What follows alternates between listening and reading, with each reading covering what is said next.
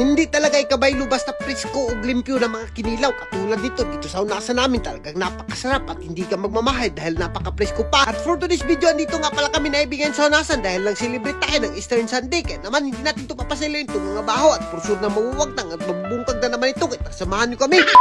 Dahil Eastern Sunday na ngayon at napakarami na pumupunta ng dagat. Kaya naman hindi rin tayo magpapalupig dyan. Pupunta rin tayo ng dagat dahil masarap-sarap rin ngayon magkilaw dahil napakalaki ng hunas. At talagang guys, kung nakikita nyo, napakadaghan talaga ng tao pagdating namin. At dito nga pala kami, palagi sa floating cottage namin tumatambay. At ayun nga guys, kung nakikita nyo yung hunas, napakadako talaga. Kaya naman magsuruy-suruy na kaagad kami ni Ivy dito sa hunasan.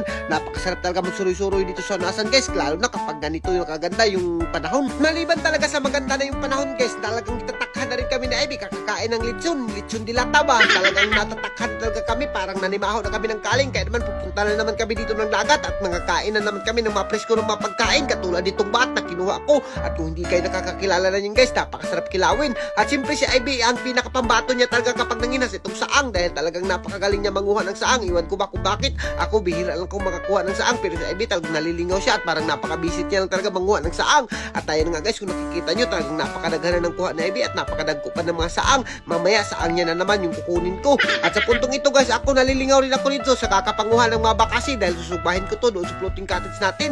At ayun nga guys, talagang napakadaghan rin ng bakasi ngayon dahil sobrang init, nasa buho lang sila, sumusuksok. At speaking of buho guys, yan yung pala yung buho ng bakasi. Kailangan mo talagang luglugin yan para lumugwa sila at makuha sila sa pana dahil kapag hindi mo niluglug yan, talagang napakagaling ng bakasi lumikay. At ayun nga guys, hindi na nakalikay yung bakasi, nakuha ko na kaagad dyan. At talagang napakagaling natin lumuglog ng buho. Mamaya, ay bibuho na naman yung ating papanain dyan. At yung nakikita nyo guys, si Ivy talagang siya yung manguha ay ng makuha dito. At ayun na nga, napakaraming tao talaga ngayon dahil adlaw ng pagkabanhaw nga, sinilibrate natin. At sa puntong ito, andito na kagad kami sa floating cottage namin. Kung nakikita to yung kinilaw guys, meron iba't ibang nanguha ng mga kasama namin ng kinilaw. Hindi ko na lang sila napakita dahil talagang napaka-busy na namin. At sa puntong ito, pukusaan natin yan ng sili na napakadaghan talaga. At nakakuha rin sila ng bulinaw dito na napakasarap naman talaga. At inuraw-kuraw na natin. Ako talagang hindi talaga tayo magmamahay dito at mabubungkag talaga natin yung mga bahaw.